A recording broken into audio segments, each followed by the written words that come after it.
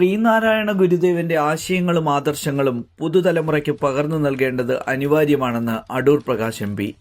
പോത്തൻകോട് ലക്ഷ്മിവിലാസം ഹൈസ്കൂളിൽ നടന്ന ശ്രീനാരായണ വിശ്വവേദിയുടെ 8ാം വാർഷികാഘോഷവും അവാർഡ് ദാന ചടങ്ങും ഉദ്ഘാടനം ചെയ്ത് സംസാരിക്കുകയായിരുന്നു അദ്ദേഹം.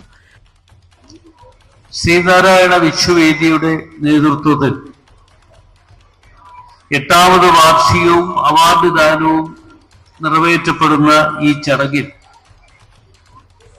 പങ്കെടുക്കുവാൻ ഒരു അവസരം ഒരുക്കി തന്ന വിശ്വവേദിയുടെ ഭാരവാഹികളോടുള്ള നന്ദിയും കടപ്പാടും ഞാൻ പ്രത്യേകമായി അറിയിക്കുകയാണ്.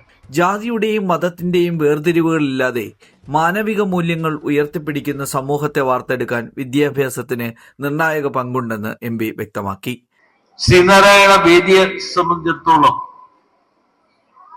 ഗുരുദേവന്റെ ആശയങ്ങളും ആദർശങ്ങളും സമൂഹ മധ്യത്തിൽ പകർന്നു കൊടുക്കുവാനും സാമൂഹ്യമായ ഉയർച്ചയ്ക്ക് എന്താണ് ആവശ്യം എന്ന പുത്തൻ തലമുറയിലേക്ക് പകർന്നു കൊടുക്കുവാനുമുള്ള ഒരു അവസരം ആണ് ഈ ശ്രീനാരായണ വിശ്വവേദിയെ സംബന്ധിച്ചിടത്തോളം ഒരുക്കുന്നത്.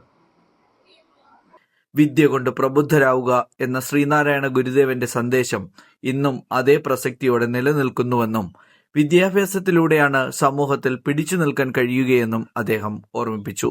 ചടങ്ങിൽ വിവിധ മേഖലകളിൽ ശ്രദ്ധേയമായ സംഭാവനകൾ നൽകിയ വ്യക്തികൾക്ക് വിശ്വവേദിയുടെ വിവിധ പുരസ്കാരങ്ങൾ സമ്മാനിച്ചു.